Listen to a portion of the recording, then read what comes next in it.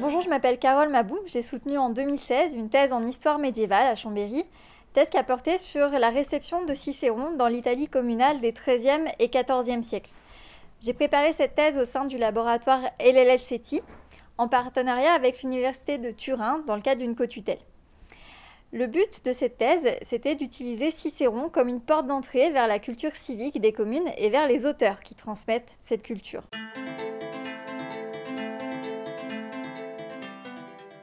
L'Italie des communes, cela correspond à un espace et à des institutions spécifiques. Il s'agit d'un ensemble de cités qui, à partir de la fin du XIe siècle, ont décidé de s'auto-administrer. En leur sein, il y a donc des assemblées qui sont composées de citoyens et qui prennent les principales décisions politiques, économiques ou encore diplomatiques pour l'ensemble de la communauté. Tout le monde, néanmoins, ne peut pas être citoyen. Il faut pour cela répondre à des critères assez sélectifs, notamment en termes financiers ou corporatistes.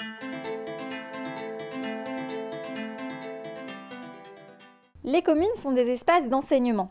Et à ce titre, elles voient se développer en leur sein une littérature didactique qui transmet aux étudiants à la fois des connaissances, mais aussi des normes de comportement. À côté de cette littérature latine, on voit se développer à partir du XIIIe siècle une littérature en langue vernaculaire qui s'adresse spécifiquement aux citoyens. On va lui donner les clés des normes politiques du gouvernement de la cité, mais aussi des codes moraux ou encore des modèles de discours pour lui apprendre à bien s'exprimer devant l'Assemblée.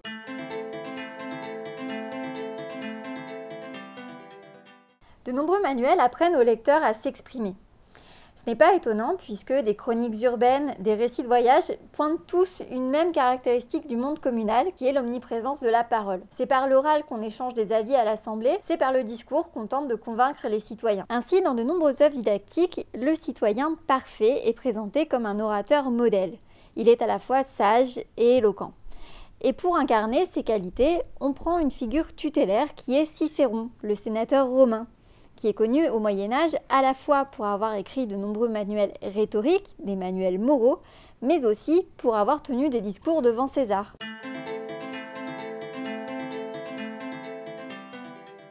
Un courant de la philosophie politique a vu dans ce modèle civique les prémices du républicanisme moderne. En effet, au XVe siècle, dans le contexte humaniste, la référence à Cicéron combattant César a été utilisée pour symboliser le régime communal face à la montée des seigneuries. Mon travail, en étudiant les réceptions de Cicéron au XIIIe et XIVe siècle, a été d'interroger ces notions de pré-humanisme et de pré-républicanisme. L'enjeu était de faire une histoire de cet imaginaire politique communal, en dehors de toute lecture à rebours. C'est un travail qui contribue en partie au Reception Studies, puisqu'il a fallu faire une histoire de la réception médiévale de Cicéron, chose qui n'avait pas encore été faite. Toutefois, c'est avant tout une histoire des idées politiques et une histoire sociale des idées, puisque je me suis intéressée aux normes transmises par la culture civique communale, mais aussi aux acteurs de cette transmission, aux auteurs donc, qui décrivent ces modèles communaux.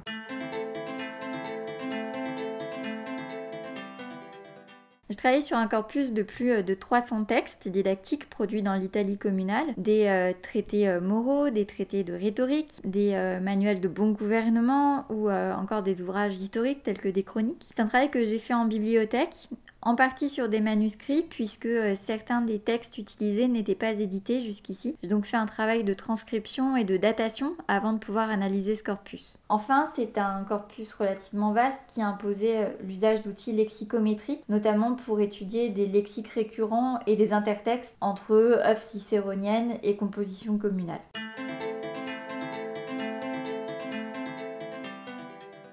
Utiliser Cicéron comme étalon d'une évolution du modèle institutionnel vers le républicanisme paraît faux.